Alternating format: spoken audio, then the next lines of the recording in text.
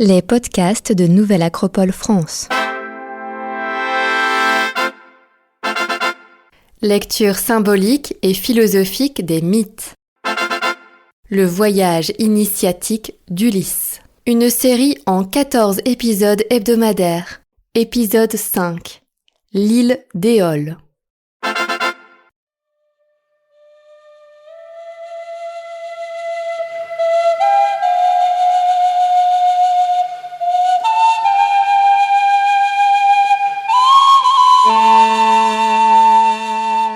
Héros doit savoir d'où il vient, où il va, et doit pouvoir décrire sa patrie, son foyer, son royaume et son île. On ne saurait pas vivre à moins de s'affirmer héritier d'un passé, enfant de quelque part. Homère, l'Odyssée.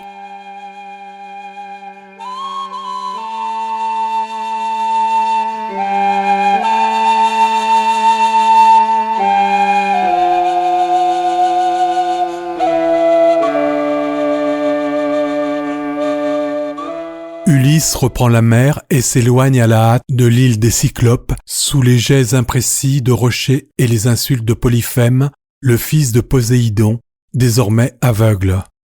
En route vers Ithaque, la flotte s'approche de la Sicile. Les vents sont favorables et ils arrivent en vue d'une île qui paraît flotter pour y faire le plein d'eau douce et de provisions. Nous gagnons Éolie, où le fils d'Hippotès, cher aux dieux immortels, Éole à sa demeure. C'est une île qui flotte. Une côte de bronze, infrangible muraille, l'encercle tout entière.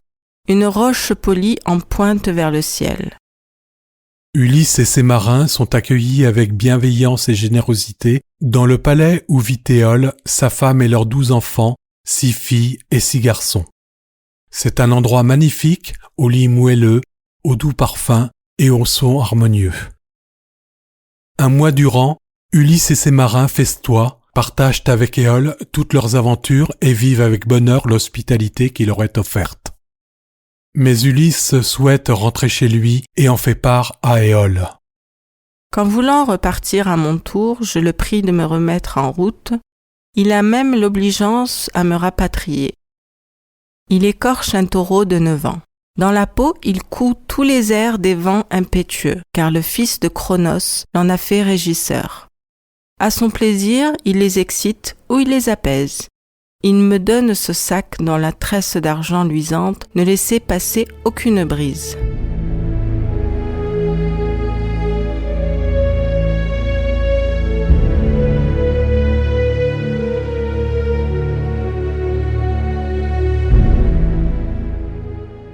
Ulysse et ses marins pleins d'espoir reprennent la mer, confiants dans le fait qu'aucun vent ne gênera leur retour.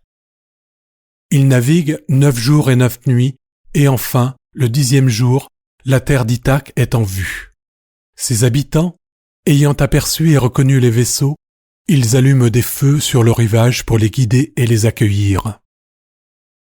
Ulysse, épuisé, qui avait seul tenu la barre jusque-là, se laisse aller au doux sommeil qui s'empare de son corps. Ces marins qui pendant tout le trajet s'interrogeaient sur le contenu de l'outre, profitent du sommeil d'Ulysse et s'interpellent sur ce mystérieux présent.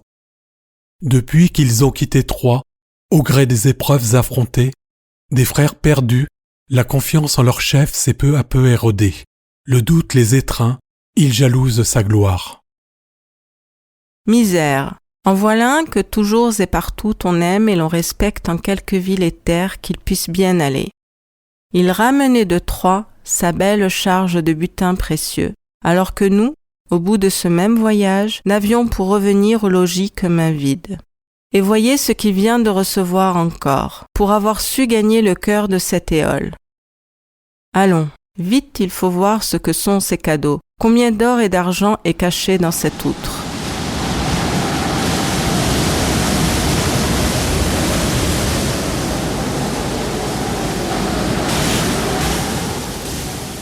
C'est ainsi que les marins délient la tresse d'argent qui ferme l'outre, et bien sûr tous les vents qu'elle contient s'en échappent à la fois. Immédiatement, la tempête se lève, violente et dangereuse.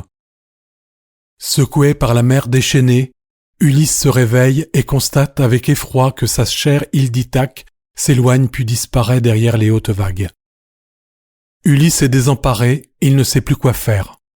Pour la première fois, il doute de lui et pense même se jeter à l'eau pour en finir. Finalement, il se dit qu'il tiendra bon une fois encore. Il retrouve la confiance dans son destin.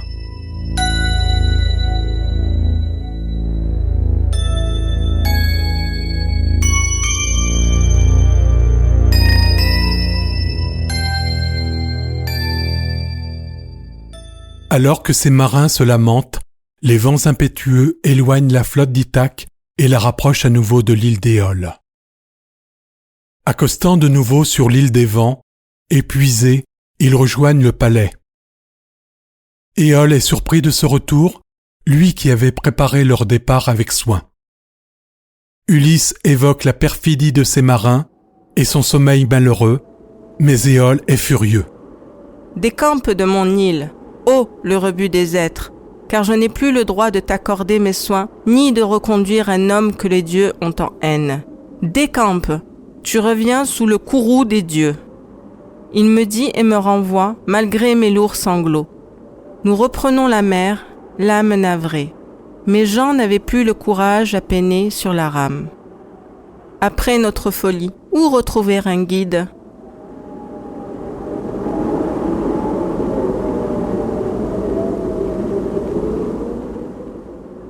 Ulysse et ses compagnons repartent, accablés et désespérés, ayant conscience que leur île d'Ithaque, qui était si proche, s'éloigne de nouveau à cause de leur convoitise et de leur imprudence. Durant 6 jours et 6 nuits, malgré leur désespoir et leurs regrets, ils tiennent bon un cap pour atteindre le 7e jour le pays des Lestrygons et y faire une escale. Ils entrent dans le port que ces marins connaissent déjà.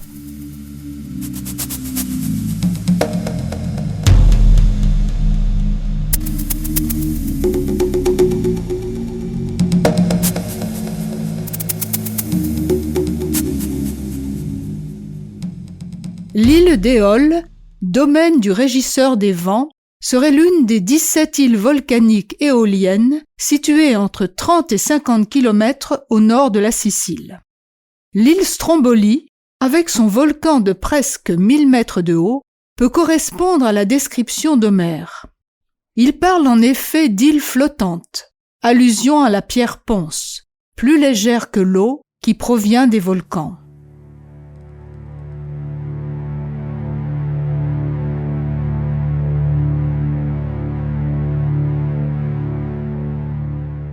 La géographie sacrée de cette étape se déroule selon un axe nord-sud.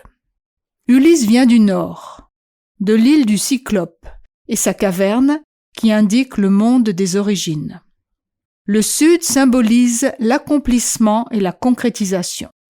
Le parcours initiatique fait alterner des moments effrayants et périlleux, comme l'épisode avec les Cyclopes, puis le confort et l'insouciance chez les Éoliens. Dans cette île des vents, tout est facile et gratifiant. Puis il s'ensuit de nouveau une grande agitation lorsque les vents sont libérés. Ces changements indiquent la nature volatile et incertaine de cette épreuve. L'instabilité psychique des marins et ensuite d'Ulysse en sont la preuve.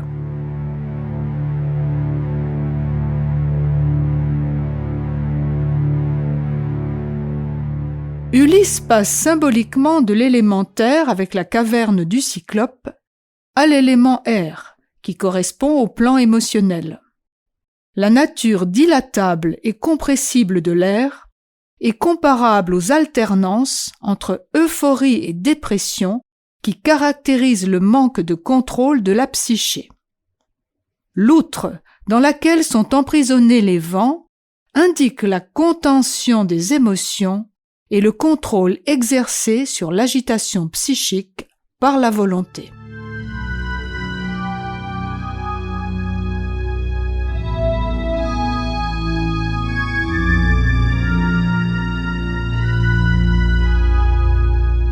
Du point de vue philosophique, on peut dire qu'Ulysse a échoué dans cette épreuve. En effet, la personnalité d'Ulysse représenté par ses marins, n'a pas été contrôlé par sa conscience. Il perd sa vigilance en s'endormant. Les marins sont livrés à eux-mêmes et donnent libre cours à leurs pulsions. Ulysse passe par un moment de désespoir et semble perdre ses moyens lorsqu'il est refoulé par Éole. Malgré tout, il reprend confiance en lui alors que tout semble perdu. Il fait preuve de résilience. Cette vertu est le signe de sa nature héroïque. Il continue à se battre, même avec des armes brisées. Le changement brutal de comportement d'Éole au retour d'Ulysse est significatif. Il réclame au héros de s'adapter et de continuer à avancer face à l'incertitude et à la difficulté de prévoir.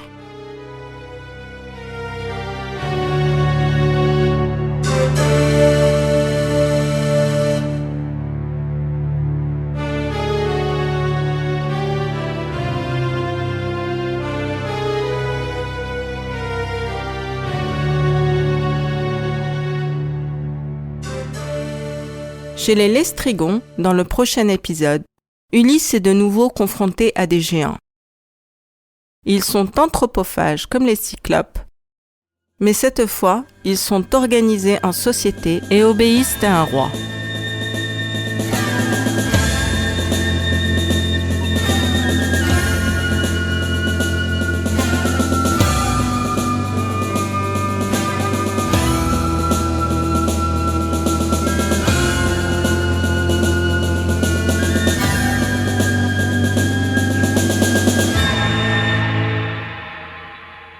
Série réalisée par les membres de l'école de philosophie Nouvelle Acropole de Lyon, musique originale du groupe Méluse. Un grand merci à Victor Bérard pour sa traduction poétique de l'Odyssée, à Sylvain Tesson pour son regard inspiré et inspirant, et aussi à Brigitte Boudon pour son travail.